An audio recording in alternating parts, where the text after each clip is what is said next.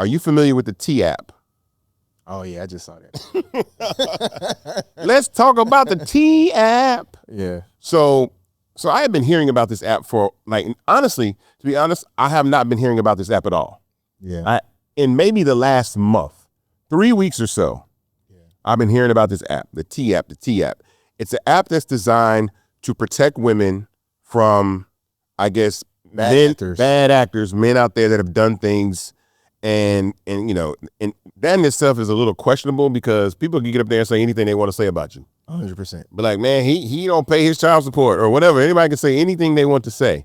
But one of the things that I noticed is two things, is that the black culture was really on this app. And when it was called the T app, I'm like, okay, so somebody, because there have been these groups on the internet, these Facebook groups and TikTok groups, and I said, well, somebody just went and made an app. Yeah. And did that. And if you look at the marketing of the product, it's heavily African-American. Get the T on who you're dating, our vernacular. I looked at the visuals. There's a lot of black men featured on there. And everybody's doing this, download the app to make it number one on the App Store. Number one on the App Store. Come to find out. Oh, yeah. It's owned by a guy named Sean Cook, who is not black. And so far from black, it ain't even. So far from black, it's whatever. So the importance of that is that our culture is used to increase the value of assets that we don't own. Yes. So whenever we find something catchy or trendy, we move without actually realizing, like, who am I?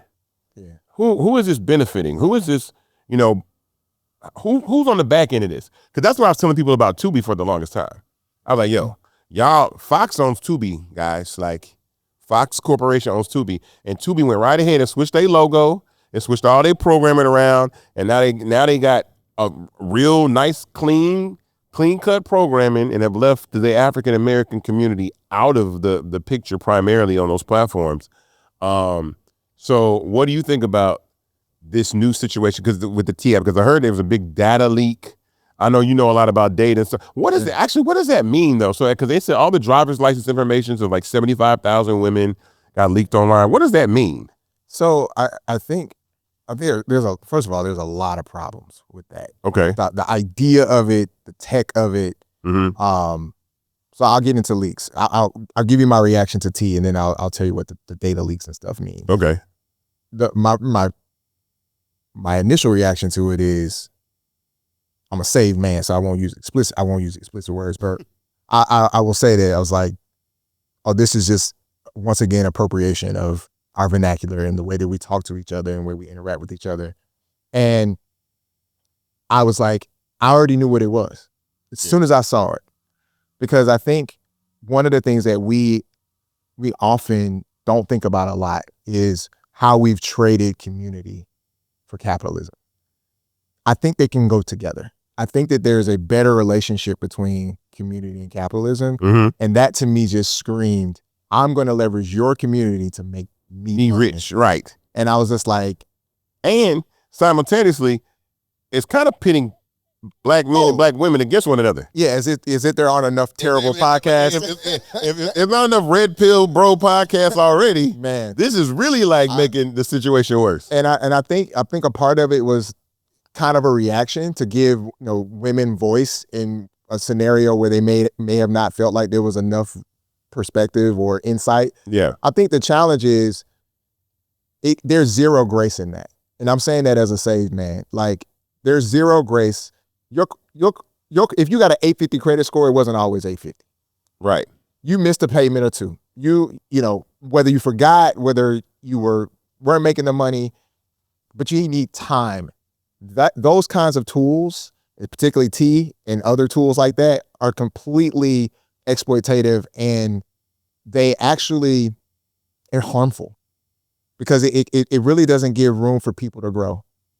I know women who have gone, and men that have gone on to be very successful in their relationships, very successful in their businesses, but I knew them from college too. Right? I knew the old you. I know that, and if I didn't, first of all, understand that I was in college, and every decision I made in college, I'm not proud of. Right. But I wasn't able and given room to grow. and be a different person and make different choices and decisions, Right. how do we ever have community again? Like, how do we get back to supporting and true love? Like, that is the harm.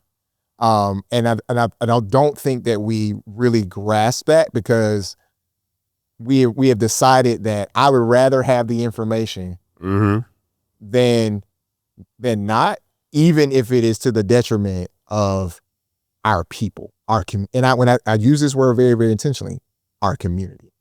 And so that's the harm.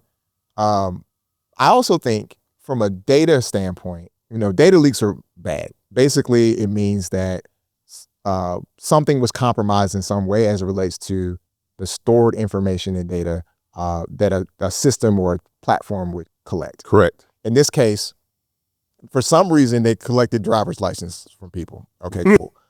Whatever. A lot of what they call PII, or personally identifiable information, that leaks out. It ends up on the dark web, and people can use that to exploit, to do all kinds of things, open up credit lines, all kinds of malicious things. That is the other side. That is another component of the harm. So not only do you have information out there about that might be slanderous, or defaming, which is against the law. Like, you don't know if it's true, but because I saw it on this app, I'm going to believe it. That's reputational harm. It's harmful. But then also, if you give your information to receive that info and then it gets leaked, where's the redeeming quality in that? Well, you put your info on that app to learn something about a dude. Okay. Yeah, to put his information out there. Right. And so now your information out there being exploited, how do you anticipate that I'll respond? Again, it's a deterioration of community, because it's like, yeah, you can make a mistake, but like, who did you vote for here?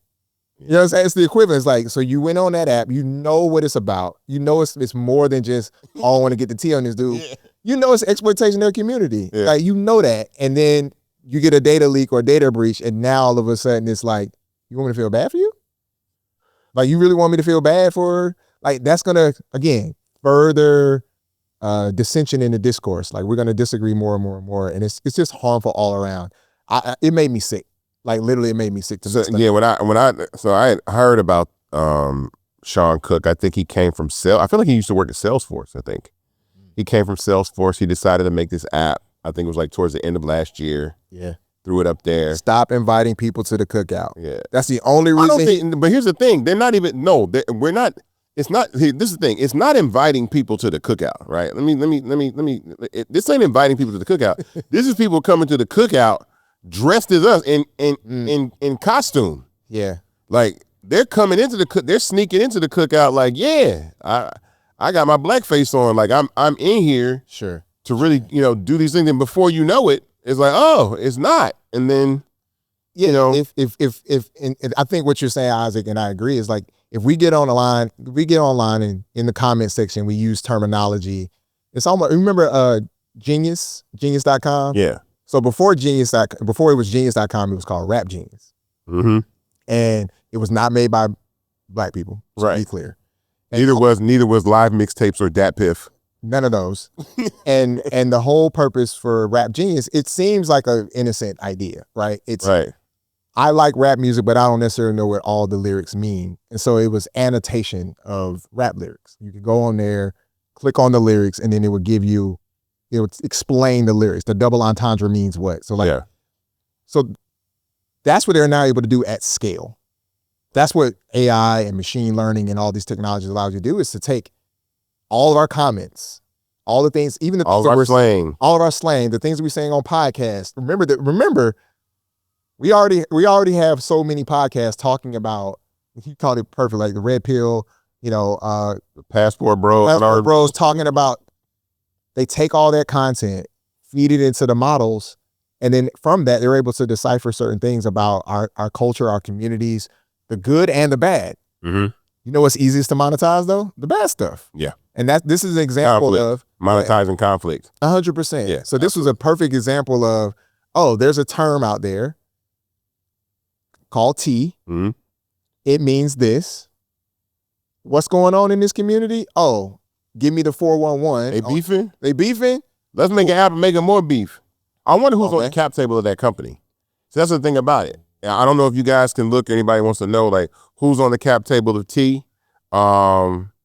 Try to figure that one out. Like, I don't know who's on the cap table of T at, but that would be pretty interesting to find out. And there's been, as a real quick, there's been versions of this, Yeah. like Facebook groups and stuff Yeah. that preceded this, and they, like to your point, they just took those ideas and then literally created a whole company. Because somebody probably black made those Facebook pages. groups. Yep. And they say, oh, okay, so that's what you guys want to do. Look at all the eyeballs. Look at all the members. Look at all the comments. Yeah. Oh, I can turn that I can turn this into a business. Remember, off of them. Remember, we're talking about the business of eyeballs. Yeah. When we talk about creators, we're actually talking about viewers. 100%. So consumers of that content. And so it's like trending topics. It's like if you could build an app back when Twitter was Twitter. Yeah. And not whatever it is now. Yeah. Back in the day, it was the trending topic was the thing. Imagine if you created an app around the trending topics. That's essentially what that is. Absolutely.